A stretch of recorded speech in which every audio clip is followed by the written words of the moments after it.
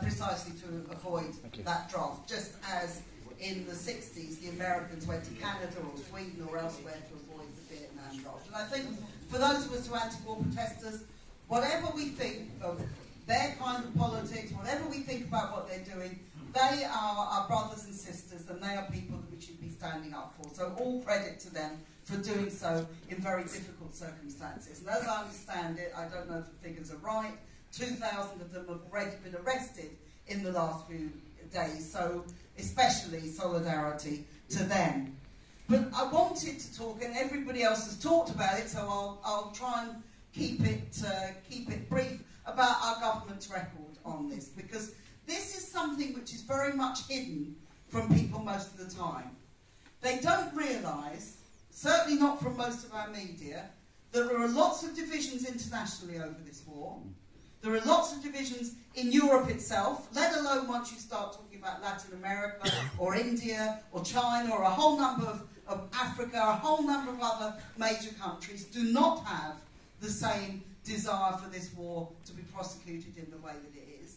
Even if you look at the governments in Italy and France and Germany, they are much more reluctant about the sanctions and about sending weapons than the British government is. If you look at the figure, the table of people who sent arms to Ukraine, as usual, the United States is by far the biggest, something like 25 billion. Britain is second. Britain is second with more than 4 billion, and the next one down that is Poland, which obviously neighbours Ukraine, is 1.8 billion. Now this tells you something. It tells you something, a government which is prepared to see its own citizens going hungry, going cold, is prepared to see people suffer in health service which is underfunded, in schools where children don't have enough to eat, is also prepared to send endless weapons and aid of every kind to the Ukrainian war. Now, I have no objection to aid going to other countries and to poorer countries, but I do object to it going to fight a war in which there can be no winners. And I think we should be absolutely clear, there are going to be no winners in this war. And that is why we talk about it, as we need to have a ceasefire. We always oppose the Russian invasion, and we still do, but a ceasefire and peace talks is the only way that we're going to end this war. Think about what the alternative means. It seems to me there are two alternatives when you look realistically about what can happen. The first is what you might call the Afghanistan alternative, which is that the people of Ukraine will be suffering endless war for the next 10, 15, 20 years, and that is a real possibility with these kind of wars, when both sides are fairly evenly matched, and both sides are getting weapons that they can use, and both sides have got the threat of nuclear war. That is a possibility. And it's a possibility we've seen the Afghan people and, of course, the Iraqi people and all sorts of other people who've already suffered that in this century.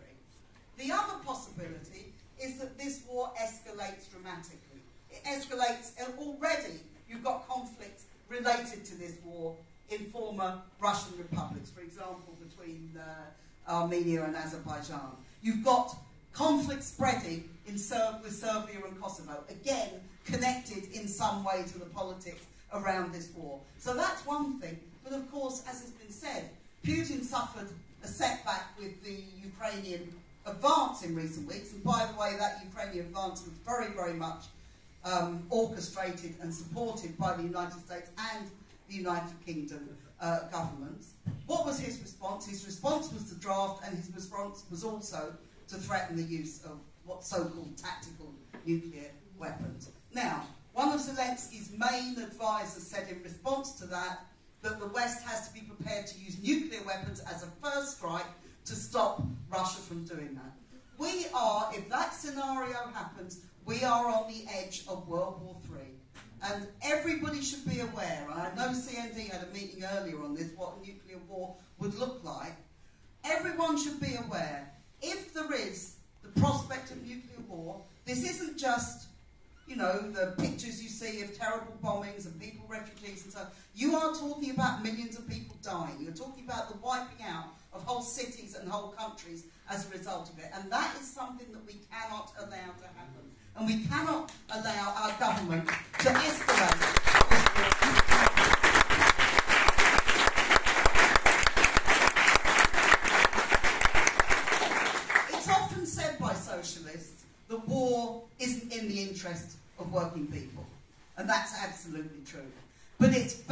very clear with this war, not just in the way that the Ukrainians have suffered and the Russians have suffered as a result of it, not just in terms of displacement, of refugees, of deaths, of injuries, of mental illness as a result of war, and these are all absolutely commonplace in any war. It's not in working people's interest to have wars. But look at this one in particular.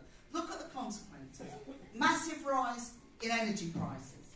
Massive shortages of food, affecting the global south in an absolutely terrible way. And these people, if they don't get food and they don't have the energy, will try to get to other countries. What happens when they try to get to the richest countries? They're kept out by these vile immigration laws, which our government and most of the European governments also follow, which means they're not even allowed to get anywhere for a better life. Now, the refugees in Europe are largely the result of wars and disruption from wars that we've seen over the last 2 or 3 decades. And we should have a responsibility to care for those people rather than seeing them attacked. And even in this country, which is one of the richest in the world, we are going to see people this year. Look at this budget these people, these vile Tories put forward on Friday. What an absolutely hideous budget. If you earn over 150,000 pounds a year, I hope people in the room will put their hands up if they fit into this category. If you earn over £150,000 a year, you'll be better off under this budget. If you earn less, and I guess we would have unanimous vote as to who in this room has an income of less than 150,000, you will be worse off as a result of this budget. If you're on universal credit, you'll have to be forced out to work. All of these things are coming at us, and the war is not separate from this. I think Oliver's absolutely right on this point. There is no separation in this country. This old imperialist power, one of the most warmongering countries in the world, there is no separation between domestic policy and foreign policy. And we have to understand the very, very close connection between the two. And that's why it's so important that we stand up to Starmer and what he's been doing over the last few months. And we have to say he wants to drive anti-war sentiment and anti-war feeling and anti-war activity out of the Labour Party. We are not going to let that happen. And we are saying to him very, very